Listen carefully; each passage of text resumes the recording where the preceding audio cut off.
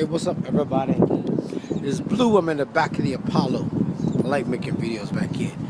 So I was gonna I haven't made a video in a while, but what I was gonna talk about today is like I made a video before talking about how black dollars don't bounce in the ghetto, and Claude Anderson was saying like black neighborhoods are like a bucket with a hole in it. He says like a bucket with a bunch of holes in it, meaning that the dollar doesn't bounce in the neighborhood. Like you got the Arabs on the corner, you got the Chinese restaurants, you got the Chinese on everything. Chinese got soul food restaurants, they got the hair care products, they got the weave products, they got the glue, they got the barbershop supplies. The Chinese are taking over. Chinese know what they're doing. They're all about money. But like I was saying, black dollars don't bounce in the neighborhood. And Claude Anderson was saying like the neighborhood is like a bucket with a hole in it. Because everything I just named is nothing but a hole in the bucket. The Chinese take the money and they leave. You go to the Chinese restaurant, see the Chinese restaurant don't buy their food. They don't buy their supplies in black neighborhoods. They can't. There ain't shit for them to buy up here. So they buy all their stuff in Chinatown. They buy their chicken down there, they buy their beef down there, and then they bring it up in the van in the neighborhood, and they make their money and they leave. The Jews make their money and leave. So you got Jewish neighborhoods, like I said, you got Jewish neighborhoods, you got Chinese neighborhoods, you got Little Italy. The money stays in the neighborhood. And that's another thing. Like black people fight, like Jews fight for Jewish rights, gays fight for gay rights, women fight for women's rights. But black people fight for civil rights, and when black people fight for civil rights, and we win our cases in the courts of law, then everybody's thrown in the same pile with black people. Everybody makes money and benefits off of civil rights, except for black people, because once you water it down, it's like it's like a shattered glass. There's no power. Black people have no power because our power is shattered all over the place when we fighting for civil rights. Everybody is thrown in the same pot with civil rights. Gay rights, women's rights, Jewish rights is all thrown in the same pot with civil rights. But nobody fights for black rights. Black people, we fight for everybody. And you ever notice like when Latinos are running for office, they always say we need the Latino vote. They never say we need the black and Latino vote. But black people, when we running for office, we always say we need the black and Latino vote. And what I mean is like, see, and the thing about Latinos is they got their language to keep them together. Black people in America don't have a language. We got Ebonics, but that shit ain't nothing. Ebonics is slang. But Jews got their language, Latinos got their language, Italians got their language, Africans got their language, but black people don't have a language. We like shattered pieces of glass. We all over the place, and we don't have no power. But back to what I was saying, it's like black neighborhoods are like a bucket with a hole in it. We have no power because our power is shattered all over the place. And we try to show everybody love. But nobody loves black people the same way.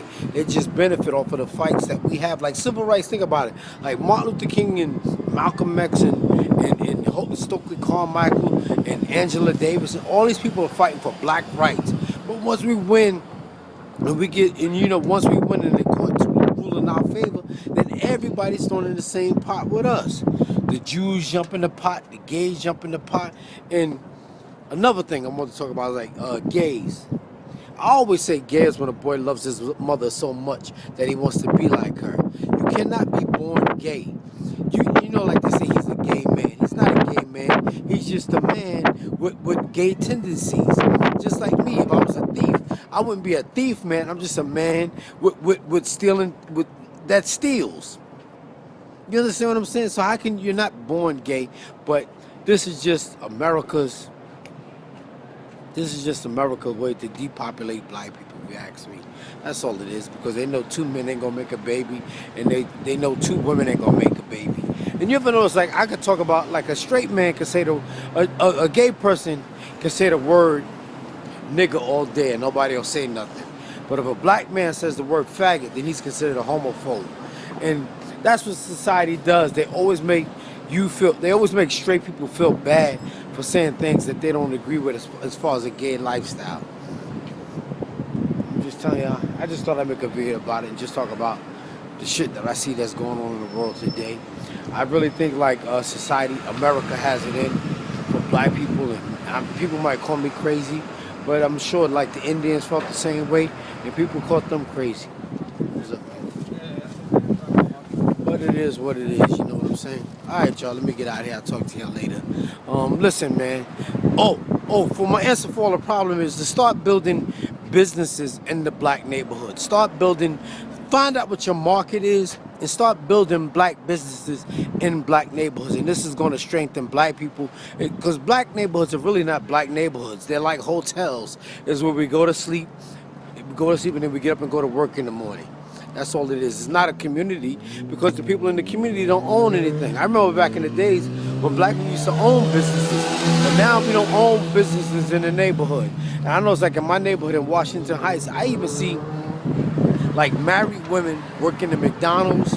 You know, they drive cabs. These are Spanish women, and they married, and they drive cabs. They work at McDonald's. Ain't no shame in their game. But black people, we feel like we too big for driving cabs and working in the corner stores and shit like that. I remember when black men used to work in the corner stores.